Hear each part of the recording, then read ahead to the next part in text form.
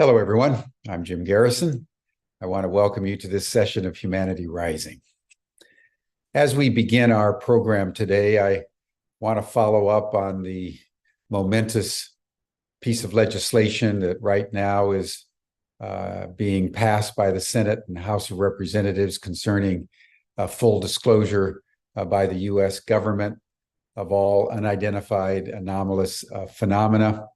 And I want to address just one particular point today, and that is I've received all kinds of communications and emails, not only of congratulations for this extraordinary and historic legislative achievement that thousands of people worked on for many, many years. And finally, we are coming to fruition as to what people can do in their local areas. People from outside the United States have been in touch about what they can do in Europe or in Asia and Africa. And the genius of the legislation that has been passed, which, as I mentioned yesterday, apparently was thought up by a young staffer in the House Armed Services Committee, is that it's applicable everywhere. All information concerning unidentified anomalous phenomena are to be turned over to the National Archive. Virtually every country in the world has some variant of the National Archive where official papers are kept, the official history of the country, the official proceedings of the nation. There's a place where that is all kept. And in the United States, it's called the National Archives, but those exist in virtually every country. That's where this information is most properly located and archived, literally in the archives. Because this is historical information and needs to be kept as part of the official record of whatever country that is involved. It's very important to understand that the UAP phenomenon is not just in the United States. It's in Russia, it's in China, it's in India, it's in Iran, it's in the Saudi Arabian Peninsula, it's in Africa, it's in Latin America, Brazil, Argentina, Chile, Colombia, Mexico, it's in Canada. So virtually every country will have some information. And apparently there's half a dozen countries or so that actually have retrieved alien craft and alien bodies. And now that the United States is declaring by force of law that these unidentified phenomena, and in terms of hardware of craft and extraterrestrial biologic entities, actually exist, and that this information needs to both be turned over to the National Archive and then disseminated to the public. That's something that can be done in every country around the world. And the second very important part about the US legislation is that it designates several committees in the Senate and the House of Representatives to oversee the process. That's important because it's the elected representatives that both represent the people, but also are the most susceptible to public opinion, public pressure. And so in any democratic system, that is the place where the oversight should be. So what all of us should be doing starting in the new year is congratulating the Senate and the House for taking such bold steps and beginning a process of pressuring our government, certainly here in the United States, to use this as an occasion for working out the implications of the information that they're about ready to release into the public domain. Since it is now true that extraterrestrial intelligences exist, they've been on planet Earth, there's contact, there's communication, there's evidence of alien craft and alien bodies. Since that's true, what are the implications to technology? We talked about this a few days ago. How do you begin to reverse engineer alien technology, not for weapons, but for energy, free energy for every single person on planet Earth? What are the implications for education?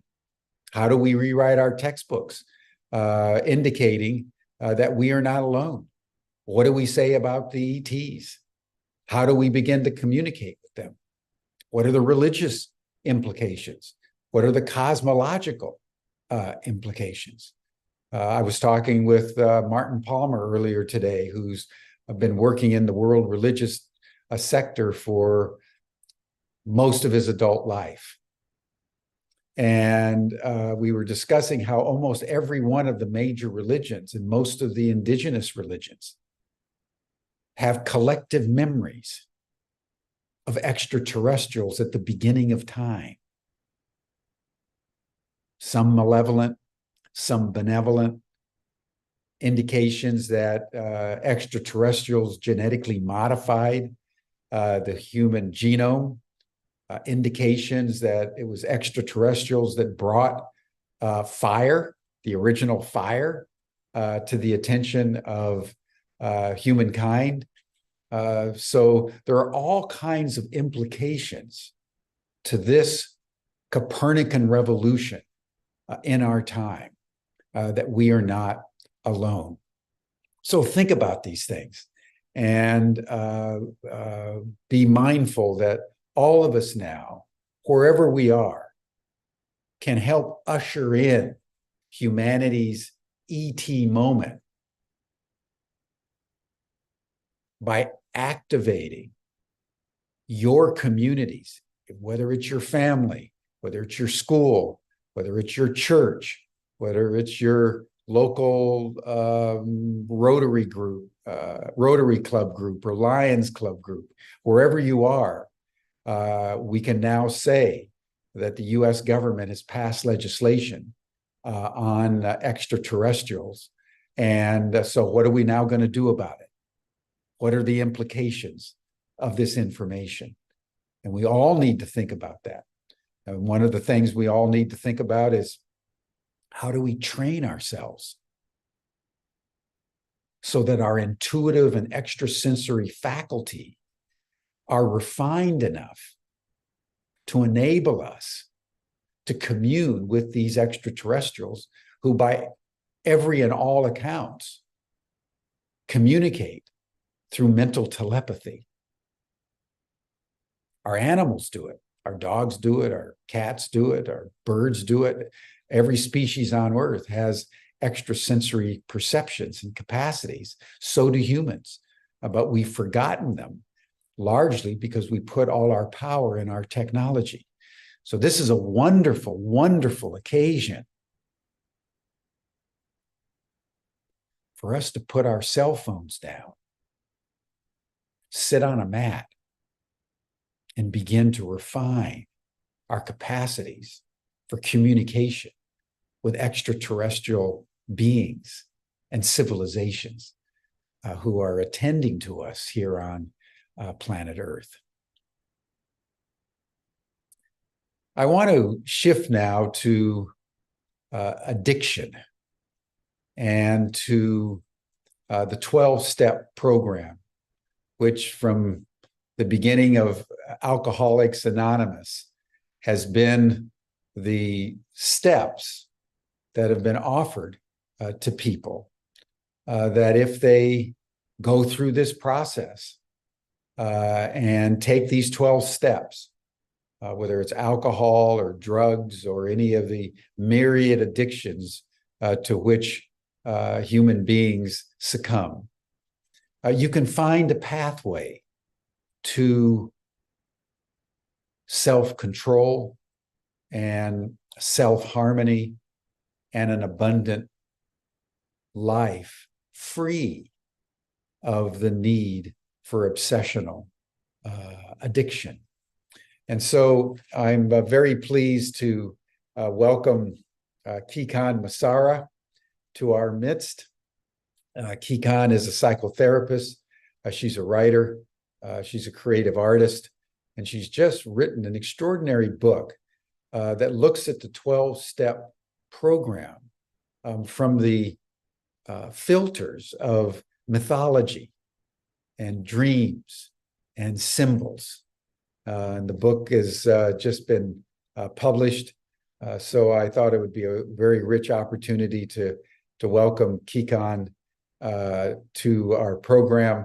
And I think we ought to all bear in mind that not only are many individuals addicted to various substances, but as nations, we are addicted to consumerism.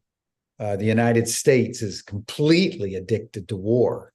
The United States has been in perpetual war for nearly 100 years.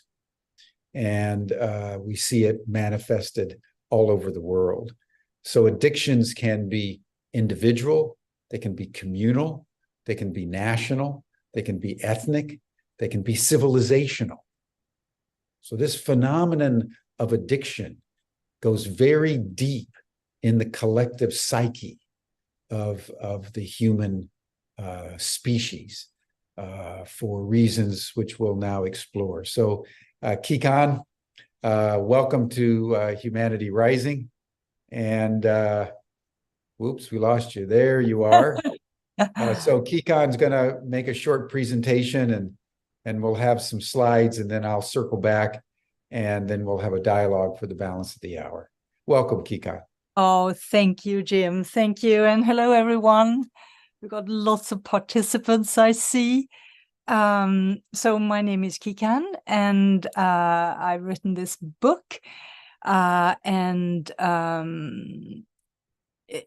you so much, Jim, for the introduction to the whole subject of addiction, you know, as being local, as being global, as being, and that it doesn't only touch substances or compulsive behaviors, but it can touch. There are so many ways in which we can be addicted in today's world, and we also live under such pressure to consume. We live under huge pressures, given that we are undergoing such vast changes. And so it's just woven in everywhere if we look around us. And I think that one of the reasons why I wrote this book has to do with we can see it. We can be in denial of it in ourselves. We can see it in others. We can see it in people we care for. We can be wondering about it. We can be concerned about it. But not all of us necessarily know that the 12 steps can address so many different of our human challenges in this way. And so I have some images from the book that were recently sent to me by the publisher. And so we thought that we would just have a moment of looking through, you know, some of the pages of the book, and then we could take it from there, and I could continue with the dialogue with Jim. Thank you so much. So that's the cover.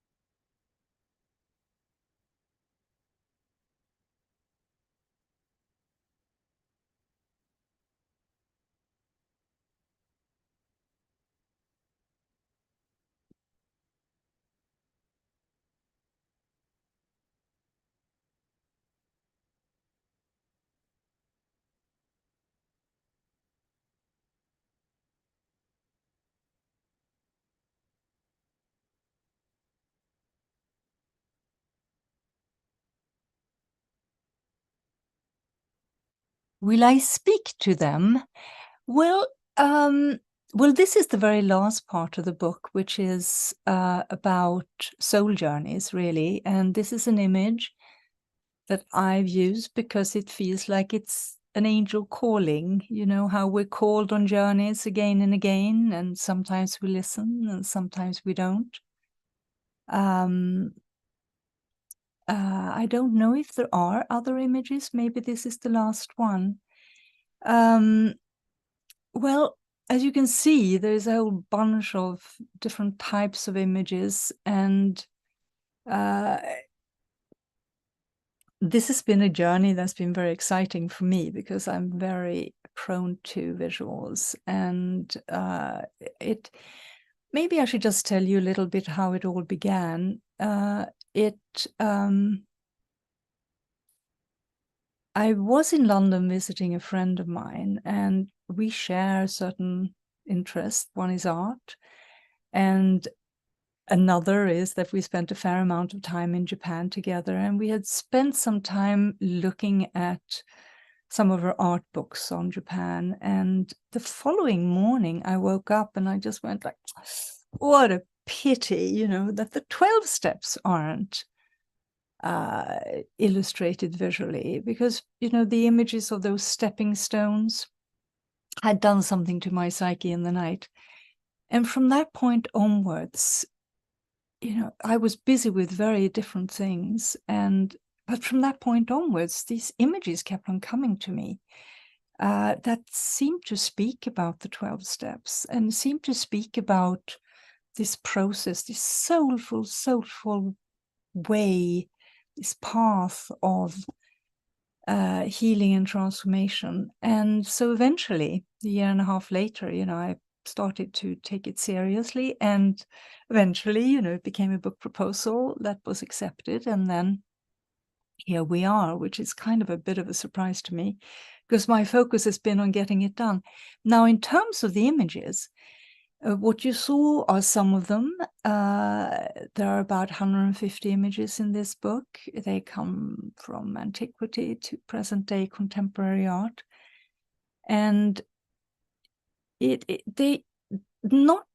many of the original ones are in the book. You know, there are many different reasons why we end up with a combination, a collection of images or illustrations for a book. But what has been so important to me is that being very visual myself, and being just sort of feeling like so much, we know that you know, art and visuals are transformers. We know that they change consciousness. We know that symbolically a lot can be carried by an image. And you know, it's been estimated that the human brain processes the visuals 60,000 times quicker than with words. So in all of these millions of processes that take place every day and every moment, every second, every millisecond, the information is not carried by the alphabet of, you know, the letters of an alphabet. They are carried symbolically, visually, in image form. And so I've always looked for ways to make sense of being human and spiritual at once. And there is something about the 12 steps that is so fascinating. It's well known. At the same time, it seems to be, you know, recovery in 12-step fellowship seems to be rather mystifying for many people. So anyway, now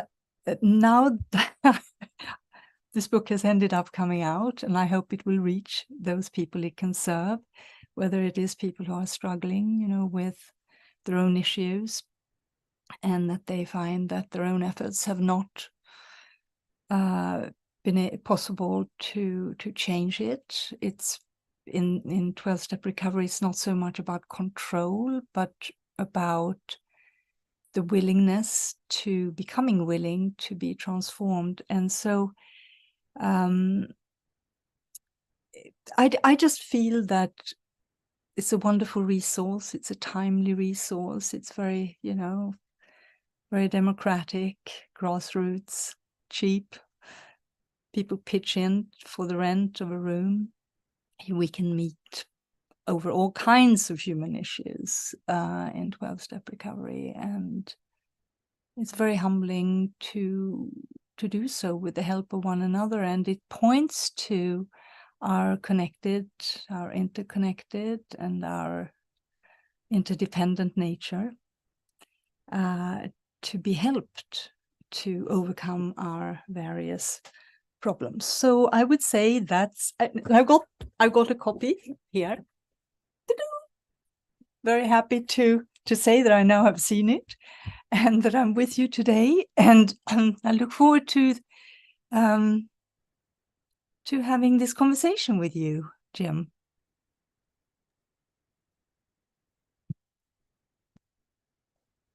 Hi. Thank you, Pecan. Thank you very much. Why don't we start with just your journey? How did you come about the 12-step program?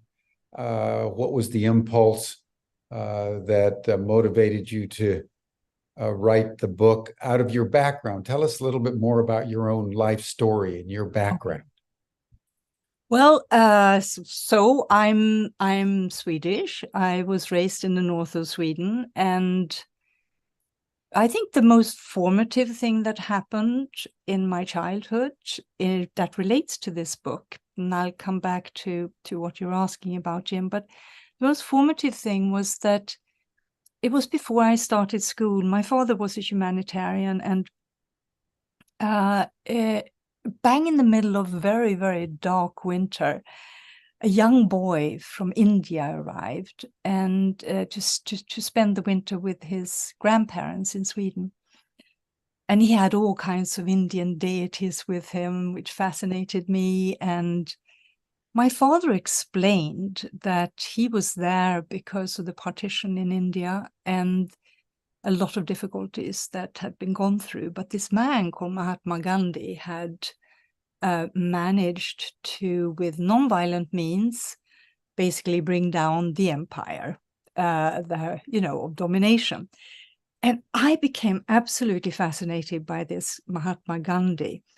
And the way that this relates to the book is that, the 12 steps, the book, the focus is the 12 steps, but it's put in a context of various different subjects that have, that just overlap. And they're really ultimately about the foundational principles that the 12 steps are built on. And these foundational principles I've been looking for all my life, and they're timeless, they're principles of living. And what would we do without them? And the 12 steps, in my experience, are absolute masters at showing how to practically align with these principles in everyday life. And the way that I came across them was that someone in my family, my family, we qualify for all kinds of 12-step fellowships. There are all kinds of dysfunction in my family. But somebody in my family came into the rooms. And when I was working as a therapist, a counselor at a national health clinic in London, the GP introduced me to them. He basically said, if you got somebody with alcoholic problems, challenges, then please emphasize the need to go to 12-step, to AA. If it's somebody with a drug problem, go to NA, etc., etc., etc. And so for many years, I referred people to 12-step fellowships without knowing much about them myself. And in terms of my own journey with the 12 steps, I don't speak about it really publicly. And the reason for that is that much as there are 12 steps, so are there 12 traditions. And two of those traditions speak about anonymity. And so while many people in today's world speak openly, you know, about being a member of this fellowship or another. I don't, because I want to respect the traditions of anonymity, which is absolutely pivotal in 12-step recovery. But I mean, obviously, I could not have written this book without experience of them. Yeah. Tell us about the origin of the 12-step program and book. How did that all get started? Oh, it's totally fascinating. Tell us. Yeah. Well, for me, it's really, really fascinating. You know, there was a group. I mean, it began actually with a interesting chain of events that really speak to the only purpose of AA, the original 12-step fellowship. And that is that the only principle is that one would help somebody else who's suffering. And the way that it began was really, you know, by a chain of people helping each other. And some of this was unknown to some participants for a long time. So there was a man called Roland Hazard, an American senator, and I think he was in public office and businessman, who could not stop binge drinking, and it had disastrous effects. And he went to work with Carl Jung in Zurich, in Switzerland. And when their work was done, Roland Hazard relapsed and came scurrying back to Jung to say, we've got to start all over. And Jung said, so sorry, can't do that. You know, with people with your level of problem, with chronic alcoholism, neither medicine nor psychiatry will work, and my principles won't work either. And so Hazard sort of said, but there must be something I can do. And Jung basically said, well, you know, on the rare occasion, someone with your problem will have a spiritual awakening, and that leads to the desire to drink being lifted. And so Hazard returned to the States, began to attend what was known as the Oxford groups, which was really a fellowship that was dedicated to aligning oneself with spiritual principles. And he then dedicated a fair amount of time to helping others, including somebody called Ebby, who happened to be very close friends. One of his school friends was a man called Bill W., who ended up becoming the co-founder of Alcoholics Anonymous. And you know, the story really is that Bill was at death's door, absolutely at death's door, when on his third or fourth detoxification at Towns Hospital in New York, called out in desperation to God, said, I'll do, if you exist, I'll do anything, I'll do anything. And the whole room lit up, and he never wanted, but he might have wanted to drink since, but he never had a drink after that. His cravings disappeared. And so all of this history I write about in the book, because without the history of, without actually Bill W.'s history of his personal history, it's difficult to identify how these principles came to be and how the steps were created. He wrote the steps eventually, but it was, you know, it was a group of diehard drinkers in Akron in Ohio, basically created the first meeting. Bill came from New York and on a business deal that failed through, and then he met. He wanted to drink, and then reached out via a telephone directory in the lobby of his hotel to somebody else, and was led to the other co-founder, who was, you know, affectionately called Dr. Bob. And the two of them kept it together, and then eventually they found the third person, and then eventually, you know, they started meeting on a regular basis. And I think the difference between this is not, the first attempt at temperance or abstinence fellowships, but they all got embroiled in other political issues, like, and sort of they didn't stick to primary purpose. Yeah, so that's kind of the beginning. And then so it was W that actually crafted the 12 steps. He did, but he crafted them. He had found several of the principles in his own story, so he took from there, and then he basically also borrowed from the Oxford group that he had attended the meeting. He attended the meetings of the Oxford group, which again, they had no leadership. It was there were a lot of different principles that were already in place that then led on to or influenced the 12 steps themselves. And yeah. Well, why don't you maybe lead us through at least a few of the steps, because I would like to see how you blend the symbolic and the mythical with each of the principles of the 12 steps. I think that would be very informative to our community. Of course. Now, 12-step recovery is done together with others. It's not done on your own, reading, figuring it out. It absolutely is done in companionship with others. And if you take a principle like honesty, for example, it's a universal principle that we hear about in every religion, every esoteric society and wisdom traditions. Honesty is a really important one.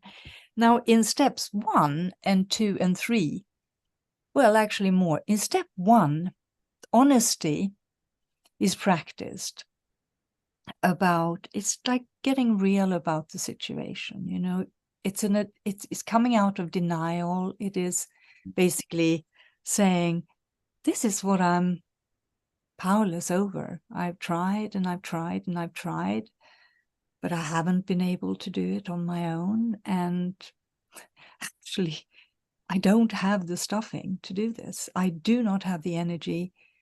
And step 2 then invites,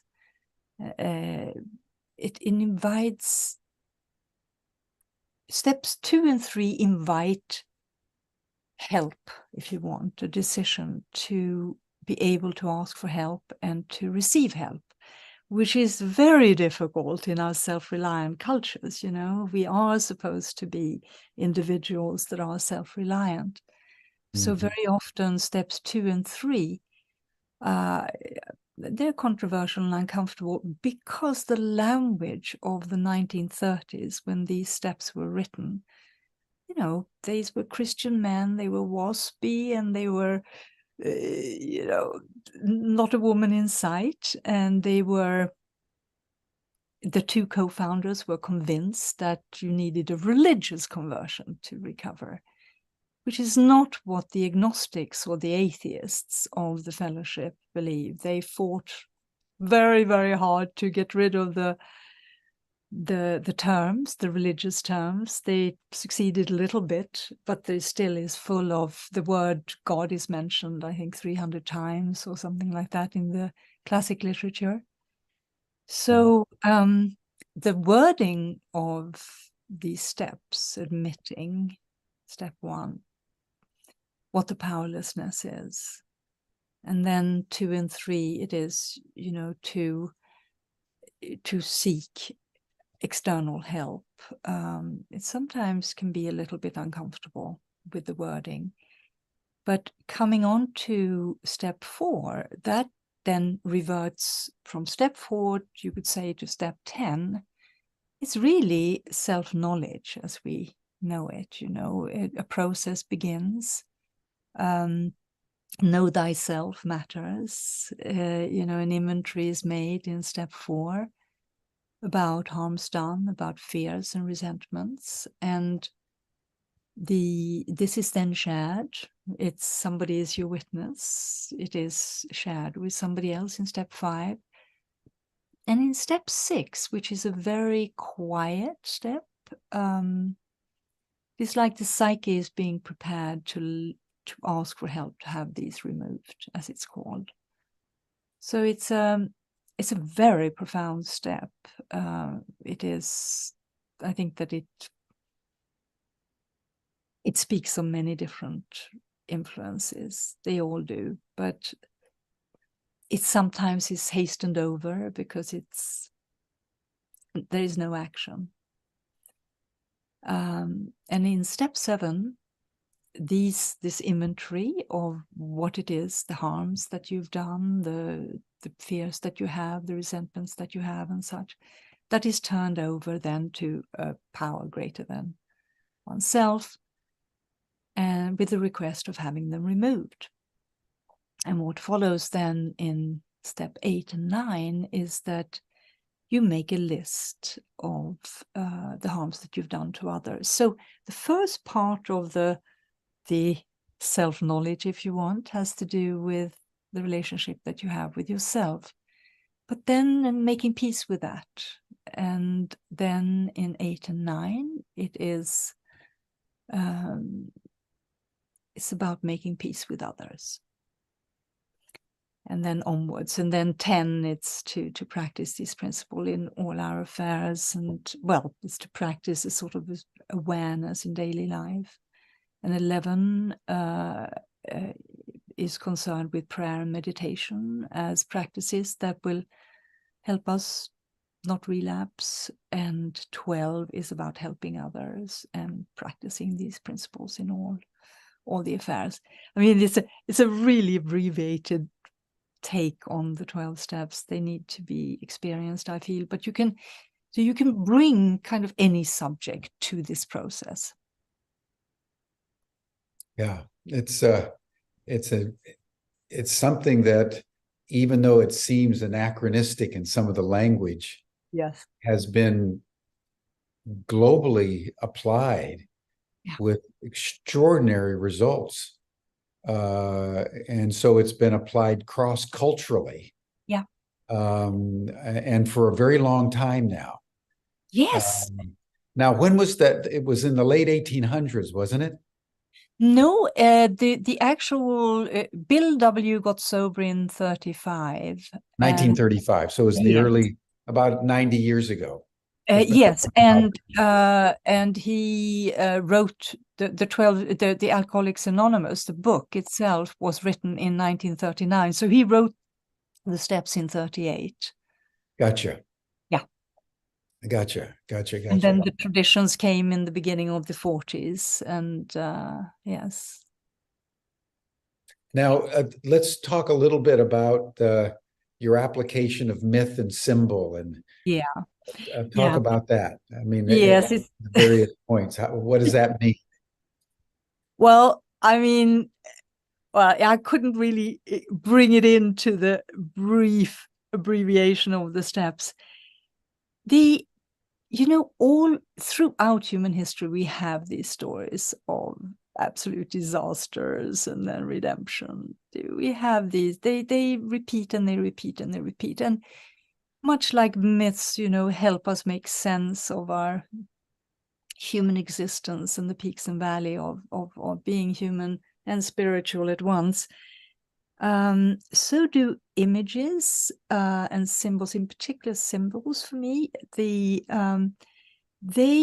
can hold all the contradictions of being both human and spiritual. There is there is only, how could you possibly describe these steps? Well, I can't quite, but I'm trying to by just providing some images that might, connect up with the deeper sense of knowing. And art and visuals and myths and symbols, they are all about ways of knowing, experiencing, and making use of, because it's one thing to hear about something, it's a completely different thing to embody, our insights. And that is what we struggle so much with. And my take on that is that, I happen to really love myths, I love symbols, I love art, all of this. So it's sort of my favorite place to go. But it's also a way of carrying a message without rubbing in one particular message. It leaves it open to the reader, to people, to just engage with it as they, find the personal meaning for these different subjects. So I use some Greek myths in there, inevitably. And then some contemporary concepts like, how would the hero's myth apply to recovery? And I also write a lot about Jung, and also add a fair amount on emotional recovery, which I think is absolutely critical. Mm-hmm. And I've dedicated my website to emotional skills. But in terms of Jung, I mean, he represents, not only did he make that initial contribution, but he also received, 3 months before his death, he received a letter from Bill W. saying, this is what happened, years later, decades later, this is what happened. He discovered that he had been so instrumental in contributing to the spiritual principles of 12-step recovery. And but in his own work, of course, that under the umbrella of an individuation, there are so many overlaps with the 12 steps. And I also write about his own experience of powerlessness, which I think is really fascinating. I think he was well aware of powerlessness despite his fame and position in society. When Roland Hazard came to see him, he knew that there were things we cannot do on our own, and we need help with. And of course, this excites me no end, because today also, with Nassim Haramein's work on unified field theory, I mean, with the latest paper that's come in, the nature, what is it called? The nature of mass? No, the nature of gravity. It's called The Original Mass and the Nature of Gravity. We know that we're interconnected, and we know that we're interdependent, and all of these principles, show up in Jung's work, in the 12 steps, in Hero's Journey, and yeah. Mm-hmm.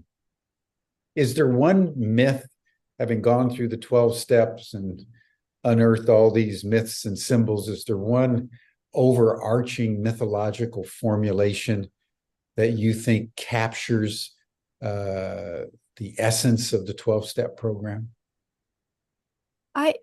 Well, no. A couple myths that you think, No, what myths would come to mind? Well, no, but I think the when it comes to what is possible working the 12 steps, which Dr. Bob summarized as love and service, that was sort of the end result, possibly. When it comes to the authentic humility, that seems to be quite often the end result of it, if it's ever ended. It just, the one that really stands out for me is the Egyptian goddess of Maat, who weighed the human heart against, the universal truths. She was the holder. She was the right principles, I think it was called, and right principles of living. How how do we relate to others without harm? How do we relate to nature, to water, to other species? It's that fundamental respect. I would say that is the one that I think speaks about the qualities, maybe. Yeah, it's interesting that Maat is the symbol of order, and fate. Yes. And that one's fate is determined by the way in which you balance, that the famous image in the Egyptian cosmologies, that when you go into your death moment, your heart is weighed against a feather. That's the one. And Mott is overseeing the weighing of the soul, the weighing of the heart. And if there's anything that you've done that weighs your heart down and the feather goes up, then you've got some to do. I heard that the heart is not supposed to be too light nor too heavy. Yeah. And so it's not so much the judgment, it is the self-knowledge about what you've done. Yeah. Yeah, exactly. Yeah.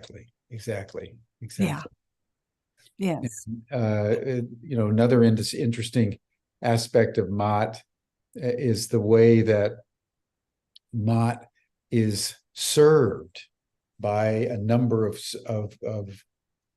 smaller or more diminished goddesses and muses, and that it's an intensely feminine phenomenon of Mott. So that's an interesting notion too, and it leads into Jung's notion that the pathway of individuation for each of us is a feminine disposition of being. And so that's interesting to me, and it would be interesting to hear from you as a woman, and and having done this very deeply psychotherapeutic treatment of the 12-step programs, what role have you discerned in recovery from addiction that is animated by the feminine principle? Oh, well, it's goodness. If there is one, but it's maybe just milked very often, but how the feminine nature is naturally, typically very relational. But it doesn't hold anymore for just women, it holds for everybody. I feel like stepping into something a little bit different, and that is that I feel we know that we are made of masculine modes of consciousness and feminine modes of consciousness, and that the inner marriage, the alchemical inner marriage, we need to take care of it. But what I love about Jung's work is that he speaks about our evolution of consciousness as a series of polarities of opposites. And so from one, we evolve by going through these polarities that need to be reconciled. So they begin with being oppositional, and then they overlap. And if we stay with them, and if we tolerate the tensions of them. So I feel that as a woman with, both feminine and masculine states of consciousness and qualities, I feel the journey of tolerating the tensions, of polarities, of contradiction, of, all of this, that makes a very practical way of integrating the insights that we have. We see things, and the fact that this carries on, and the more that we learn to tolerate the tensions, the easier it becomes. So now, and otherwise, it gets projected out there in the world as war. Exactly. So we can call that battle from out there and deal with it ourselves. And it's not, it can take a while, it can take time, it takes attention, it takes commitment. But it's very possible once you, much like difficult emotions, if you get used to the sensations of difficult emotions, you also can handle the tension of opposites more easily. Yeah. And I imagine the feminists who have participated in the 12-step program, I'm sure there's been a reworking of the language that would make it more contemporary and less Christian and masculine.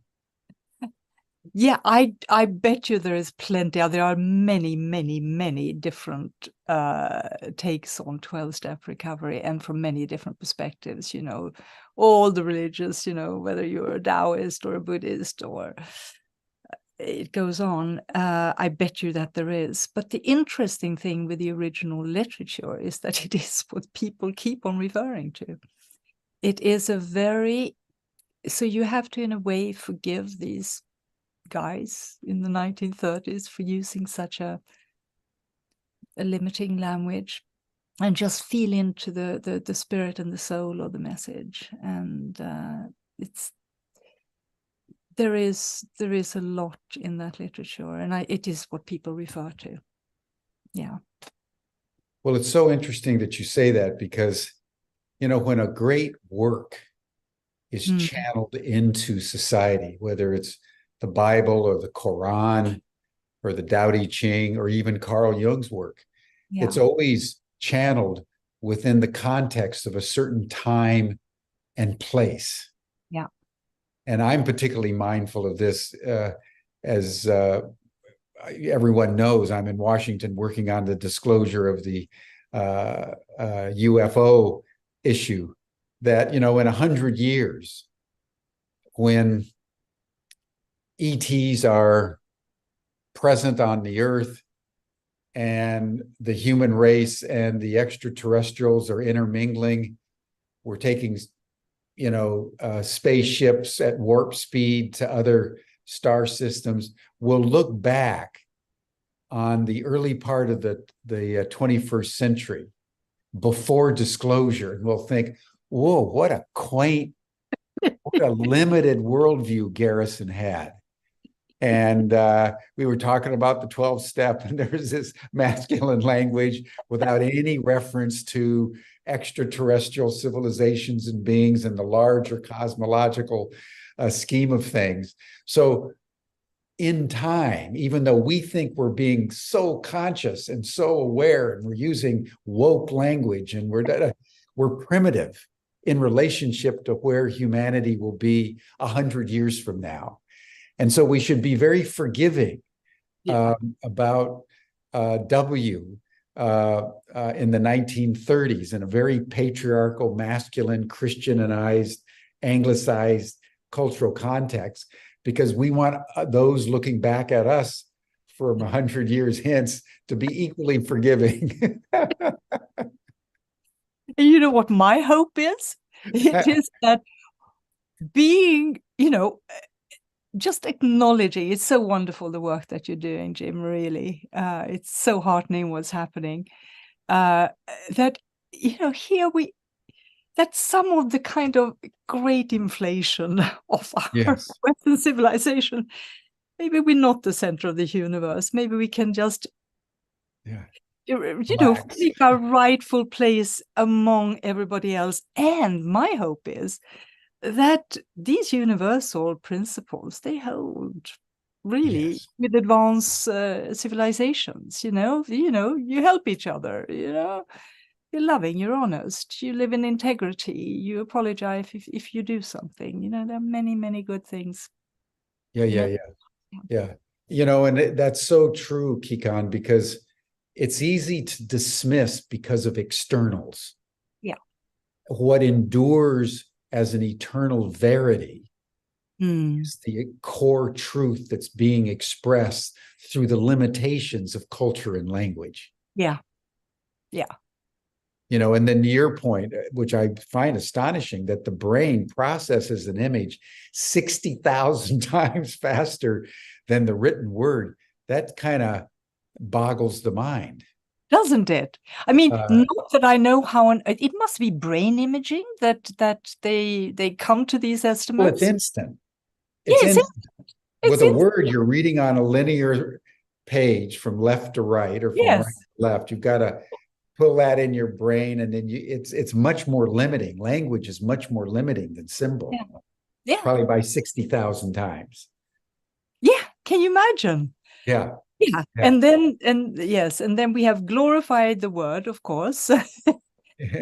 Yes, do you remember, was it Schleyn's work on the goddess and the alphabet? Oh, yes. Yes, he spoke a lot about this, Yeah, yeah, how yeah. Yeah, yeah, different collective consciousness came to be yeah. with the alphabet and such. So, as we wrap this discussion up, Kikan, what out of those 12 principles and steps, is there one particular one or a cluster of the steps that have been particularly relevant to you in your journey? Even though I say that 12-step recovery is done with others, you end up kind of referring to the idea of them. And I would say it's a little cluster. For me personally, in the beginning of the day, I look forward to my day and I go, okay, what am I concerned with today? And I notice if there are things that I really cannot control. And so I then do a little ritual of saying, this, I turn it over to the heavens or to whatever my idea of heavens is. And I basically go, not so sure that I'm capable of controlling this one. And so I might be powerless over it. In fact, I am powerless over it. And I turn it over to the loving care of the universe and humbly ask for help. And then I see what happens. And sometimes I don't remember to look back, but when I do, it's very interesting what happens. Yeah, yeah, yeah. So that would be step 1, 2, 3, a bit of 7, something like that. Yeah, yeah, yeah. Well, it's the creation of intent. Yeah. What you're essentially saying. And that's the throughput of all the 12 steps, it seems to me, having listened to you today, is the creation of unbending intent to free yourself of the addiction in the company of others by telling the truth. Yes. And by admitting what you can and can't do. There is an extraordinary peace that comes with stopping to try to change things that we cannot control. Yes. Other ways of collaborating that go by acceptance. Jung speaks about this. He says that we cannot change without acceptance. It begins with acceptance, and then we can relate to things constructively. Yeah. Yeah, and that's tied in with forgiveness. Yes. The forgiveness of self. Or yes. And I feel that if I was to sort of, Gabor Mate speaks about this, that addiction really, what does it come from? So many theories, there's no coherent view on this. But if you see it as an expression of human pain, and if you see it as a very understandable response to living in a society that is experiencing a whole system crisis, it must be met with compassion. It's many of us are affected by it, and it can be healed lovingly. Yeah, for sure. For sure.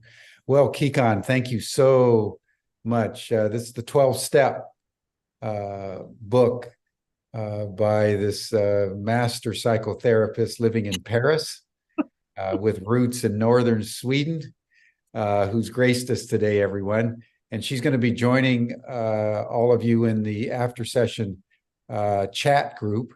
Those of you who can make it, you'll see the link in the chat box, and you receive the Zoom link in your Zoom reminders before the call.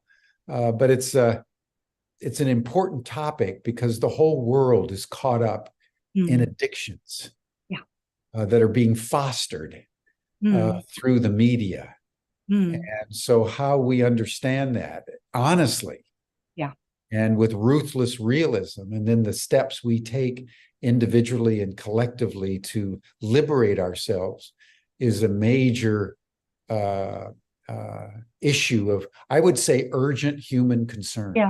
Yeah. So you've written a book, Kikan, that is as timely as any book I think that's on the market right now, and I hope it becomes a New York Times bestseller. Thank you. Well, you know what I heard today is that they're doing a book review on it in January, and I went, whoops.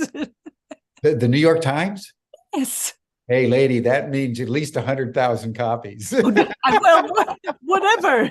May it reach those it can Yeah. serve, you know? And May because it be so. May it yeah, be I know. so. There's sort of mixed thing about commercials because, we live in an era of commercializing emotions. But if they can, Yeah. I hope that they will do good. Yeah. Thank you, Kikan. Thank you, Well, everyone. thank you. And See everybody here thank you, tomorrow. everybody. All Thank right. you. Bye-bye. Bye.